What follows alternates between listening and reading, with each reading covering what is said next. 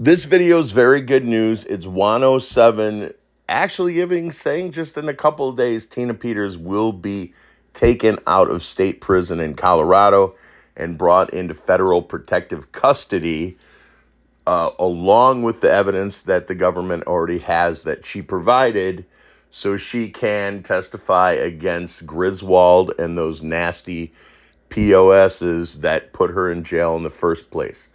But most importantly, I want to give you very important information. You must understand there will never be a perp walk with any of the Democrats that are arrested, because it has proven to make them a martyr in their party. As Donald Trump, his mugshot made him 10 times more powerful than he was before they arrested him. So don't ever expect a perp walk. There will never be one. They will be quietly brought in, and that's fine with me. Now let's get into this. There's a lot of information here. On a number of different initiatives, and we thought this would be a good time to catch up and hear your latest thoughts on where we are, perhaps some of the things happening with the key players that we're trying to watch out for, like Tina Peters and others. So let me turn it over to you guys. Well, Tina, I've heard people say rots in jail. That's not true. Tina's a tough cookie. She languishes, but she's vibrant, and God has a handle on this. So we had a situation, a plan where she was supposed to be released from prison on or before her birthday. It was agreed to by all the various parties, and then at the last second, something happened over at Main Justice, and it was thwarted. I actually do get the logic of the various parties. It's painful, but she didn't get released on her birthday, and she was of the understanding that was going to happen. So when it didn't, of course, that just brutal, and thought we had it sorted out a couple of times since, but it hasn't happened. So with what President Trump is doing right now, he mentioned about a week ago that he was days away from signing an executive order concerning paper ballots and mail-in votes. I had a team of people that put together a proposed executive order regarding the hand count paper ballot, everything that would need to be done in order to implement that. And that 17-page proposal has been out floating around since we released it late March. The reason that we did it is because I'd seen another proposal that was there from before Trump won the election, and I thought it was extremely inadequate to the task. And so we had pretty good experts that understand this terrain pretty well put together something that I think is actually astounding. The president mentioned he was having his legal team go through what they wanted to do, and we've been told on the backside that they are using what we presented as the skeleton of what they're going to do, and that it's very close to what the finished product will look like. And you have to picture what will be the impact nationally and even internationally at the moment that President Trump signs this. He's going to say no machines, nothing, not one, nothing involved in the vote count tally, and he's going to order that the voter rolls be restarted. No existing voter rolls, which you can't fix; they're too corrupted.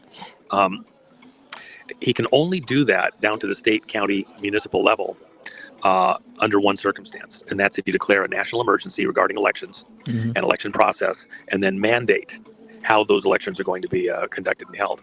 And otherwise, states' rights and all the issues that are the reason why Tina is still in prison in Colorado stay in play. In the context of a national emergency, he can suspend all the other election procedures and processes and do what is outlined in that executive order that we've put a proposal in on. Clean voter rolls, no mail-in ballots except in extreme cases, well documented, as well as military. It will it will so screw things up for those people that have been manipulating elections, stealing elections, that they won't be able to do what they've done. America will go hard red.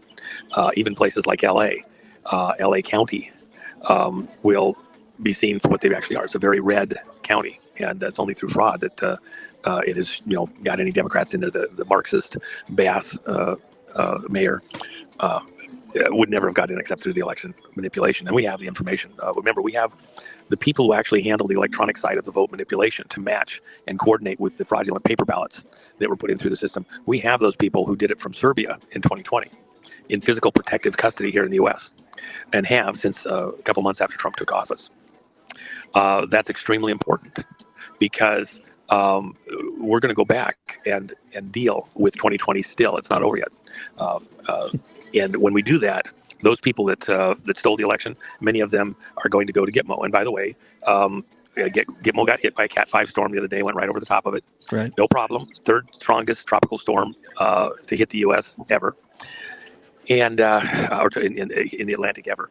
And it avoided the U.S., went back out to sea. But Gitmo was set up for Cat 7. So they weren't even, they all they did is sweep the streets and polish the buildings. They're all shiny new. They'll wash them off and be right back on it. The only thing that really got hurt much was the movie theater, which is outdoors, and it has real movie theater seats and a big screen, and it got tossed around a little bit. They'll polish it off, put it back up. That's just for the guards and their families. The guests at Gitmo don't get to go to the movie. And so there's a lot coming there. But Tina, in her situation, if we can't get her out with the habeas corpus, which is the latest thing, the judge is supposed to rule on that even today, I believe. If for any reason he burples and doesn't decide that Tina needs to be released on bail, as the executive order is issued by Trump concerning election operations for 2026, a national election emergency, within the context of that and the stolen elections from 2020 and the actions and activities over it, Homeland Security, the various agencies, etc., Office of Director of National Intelligence, prior to Tulsi coming in.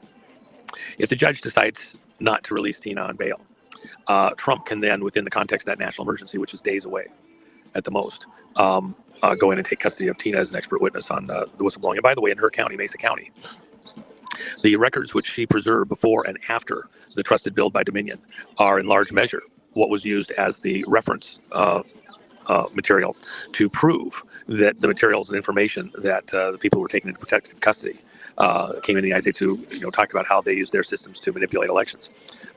What Tina has is the Rosetta Stone, and we can do comparative analysis and show that this was in fact what was going on.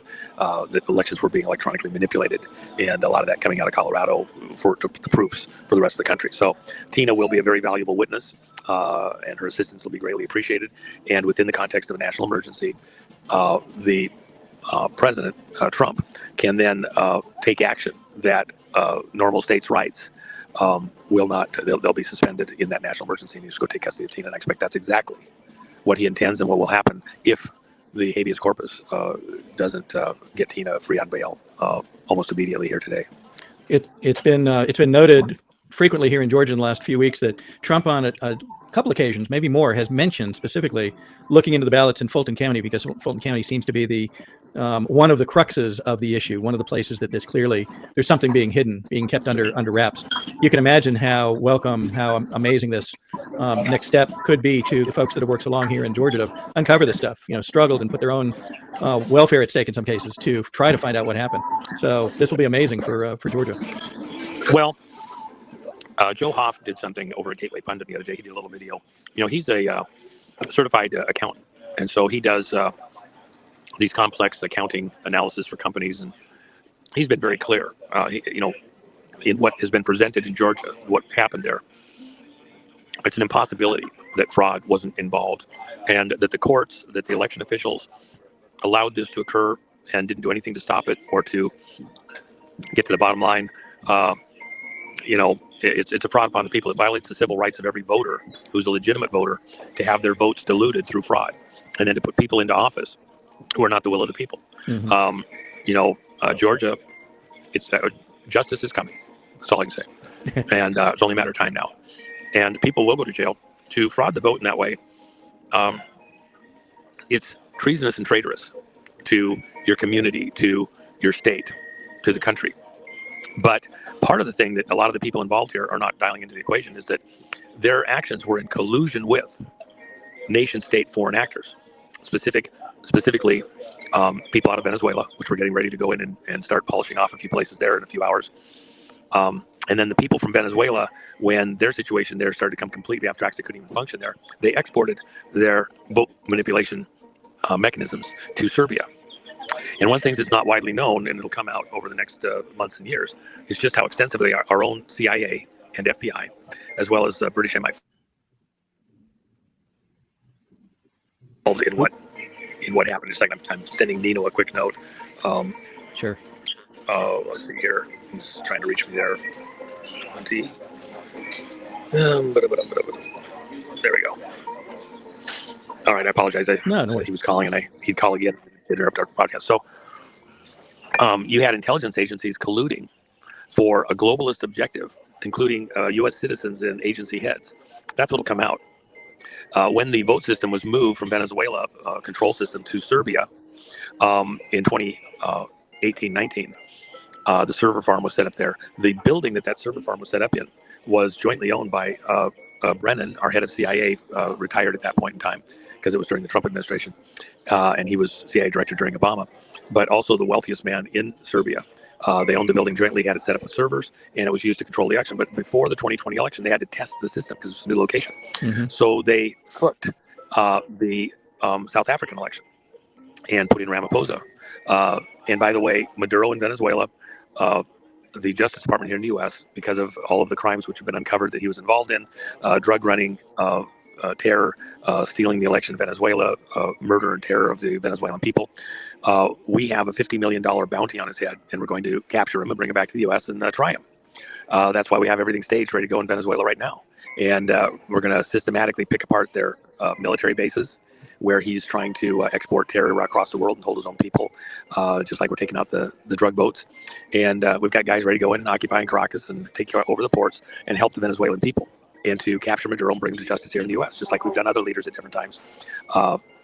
Things like what happened in Panama and other places. And then once we get Venezuela taken care of, we're going to go to South Africa. And Justice Department is already looking at a criminal indictment of him and a similar arrest warrant for him for all of the crimes done across Africa, out of South Africa, with the billionaires operating there.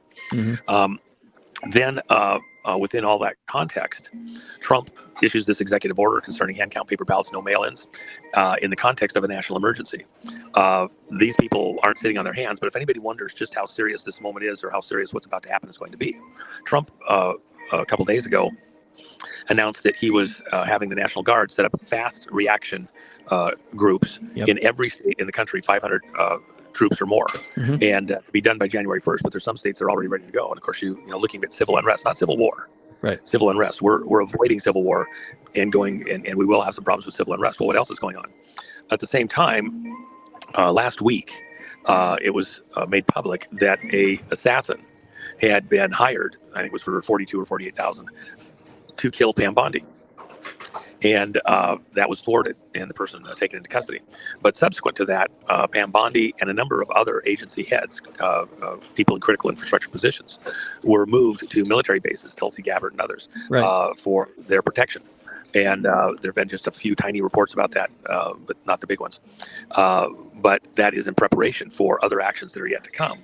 And as we continue to mature in this over the next days, weeks, months, those that would do harm to people like Pam Bondi from Venezuela, where the arrest warrant is going to be enforced, and we're going to pick up Maduro whether he likes it or not.